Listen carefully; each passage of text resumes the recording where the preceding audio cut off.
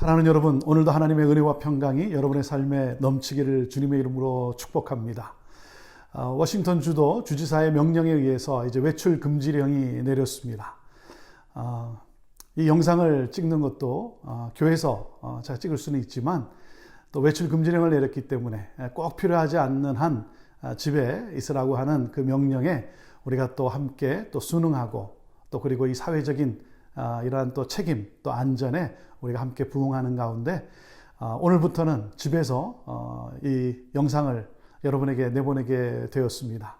감사한 것은 이렇게 영상을 찍을 수 있는 또 집이 있다는 것이 감사하고 또 그런가 하면 이 영상을 이제 우리 둘째 아들이 돕습니다. 이렇게 둘째 아들의 도움으로 또 영상을 찍어서 여러분에게 메시지를 보낼 수 있게 돼서 또 얼마나 감사한지 모릅니다. 이런 모든 것을 보면 하나님께서 그때마다 하나님이 예배해 놓으시고 또 하나님이 준비해 놓으신 것을 우리가 알 수가 있습니다. 사랑하는 여러분, 외출 금지령과 함께 가급적 여러분 또 출입하는 것을 자제하시고 그러므로 인해서 정말 또 정부가 원하는 대로 이 전염이 확산되지 않고 빨리 또 마무리가 될 수 있도록 우리 모두가 함께 노력할 수 있게 되기를 바랍니다. 자, 이 시기는 우리 가족들이 함께 더욱더 사랑으로 뭉치고 하나 되고 아름다운 추억을 남기는 시간입니다. 사랑하는 여러분, 이러한 때에 나는 어떻게 하면 정말 IM으로 축복의 통로로 살아갈 수 있을까? 내가 할 수 있는 일이 무엇일까? 여러분 또 그런 것을 생각하고 또 찾아가면서 우리 모두가 함께 정말 축복의 통로로 살아가게 되기를 바랍니다.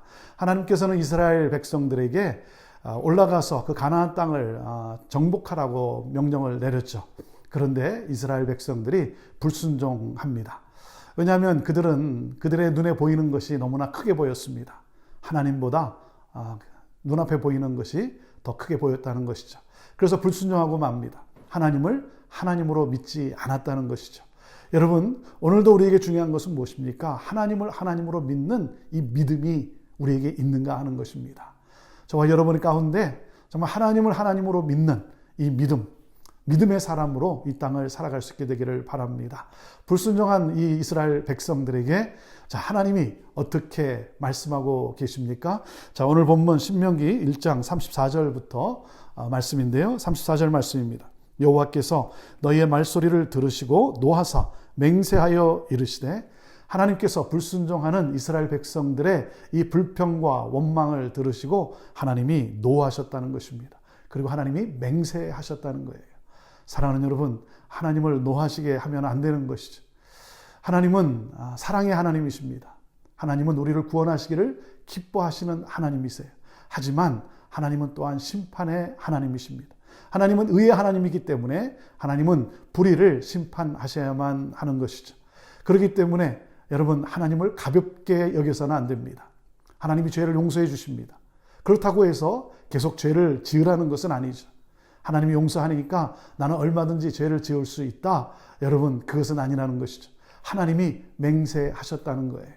끝이라는 것입니다. 노아의 방주에 여러분, 하나님이 문을 열어 놓으셨지만 하나님의 때에 시간이 되었을 때 하나님이 문을 닫습니다. 백성들이 아우성거리고 들어오고 싶었지만 하나님이 문을 닫으셨어요.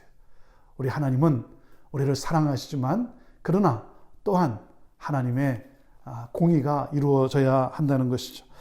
그렇기 때문에 우리가 그 하나님을 잊지 말아야 됩니다. 이런 말 있지 않습니까? 좋게 말할 때 들으라고. 하나님께서 정말 사랑으로 우리에게 권면할 때마다 우리가 하나님의 그 사랑을 잊지 않아야 하는 것입니다. 35절입니다. 이 악한 세대의 사람들 중에는 내가 그들의 조상에게 주기로 맹세한 좋은 땅을 볼 자가 하나도 없으리라 그랬습니다. 가나안 땅을 정복하라라고 하는 이 하나님의 명령과 하나님의 축복의 사인에 불순종한 그 이스라엘 백성들, 이 출애굽 세대죠. 출애굽 세대. 그들은 뭐라 그랬습니까? 그 좋은 땅을 누구도 볼 자가 없다는 것입니다. 자녀들에게는 오케이는 했지만 그러나 출애굽 세대는 결코 볼 수 없다는 것입니다. 하나님께서 허락하지 않았다는 거죠. 왜 그렇습니까? 악한 세대라는 겁니다. 악한 세대. 하나님께서 애굽에게 내린 10가지 재앙을 목도했던 사람들입니다. 그런가 하면 홍해를 건너는 그러한 놀라운 기적을 또한 체험했던 사람들이에요. 하나님께서 가나안 땅을 정복하는 데 있어서 하나님께서 돕겠다고 하는 하나님의 약속마저도 그들은 믿지 않았다는 것입니다. 그래서 하나님께서는 그들이 이 땅을, 이 좋은 땅을 볼 자가 하나도 아무도 없다는 것입니다. 정복도 하지 못하고 보지도 못하고 목적지를 잃어버린, 목적이 사라져버린 삶을 살고 마는 것이죠. 그러면서 하나님이 이렇게 말씀하십니다. 36절인데요. 오직 여분네 아들 갈렙은 온전히 여호와께 순종하였은즉 그는 그것을 볼 것이요 그가 밟은 땅을 내가 그와 그의 자손에게 주리라 하시고 여호와께서 너희 때문에 내게도 진노하사 이르시되 너도 그리로 들어가지 못하리라. 38절입니다.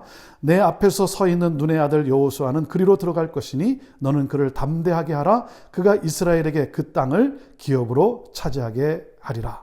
오직 온 마음으로 순종했던 갈렙은 들어갈 수 있다는 것입니다. 여호수아도 들어갈 수 있다고 하나님 말씀하셨습니다. 그런데 모세는 들어가지 못한다는 것입니다. 왜 그랬습니까? 너희 때문에 그랬습니다. 이스라엘 백성들 때문에. 모세는 리더로서 이스라엘 백성들과 함께하는 책임을 져야만 했다는 것이죠. 참 안타까운 일입니다. 이스라엘의 이 불신앙 때문에 모세는 그렇게 들어가 보고 싶었던 그 가나안 땅, 하나님의 약속의 땅을 밟지 못하게 되었습니다. 하지만 하나님은 그 다음 세대를 통해서 하나님의 약속을 이루십니다. 그래서 하나님이 모세에게 여호수아 그를 담대하게 하라 그랬습니다. 여호수아를 통해서 이 모든 일을 이루신다는 것이죠. 여호수아를 이제 세우라고 하는 것입니다. 39절입니다. 또 너희가 사로잡히리라 하던 너희의 아이들과 당시에 선악을 분별하지 못했던 너희의 자녀들도 그리로 들어갈 것이라. 내가 그 땅을 그들에게 주어 산업이 되게 하리라. 그들이 누굽니까? 20세 미만입니다. 20세 미만인 출애굽 세대의 자녀들. 그들은 그들이 또 선하고 그들이 착해서가 아니라 하나님의 약속입니다. 하나님의 은혜인 것이죠. 선악을 잘 분별하지 못하지만 그들을 통해서 하나님은 이스라엘에게 하나님이 약속하신 땅을 허락하십니다. 약속을 이루신다는 것이죠. 자, 그들의 불신앙으로 인해서 이제 가나안 땅을 정복하지 못한 그들에게 하나님이 어떻게 명령을 하십니까? 40절입니다. 너희는 방향을 돌려 홍해길을 따라 광야로 들어갈지니라 하시매. 이제 너희는 광야로 다시 돌아가라는 것입니다.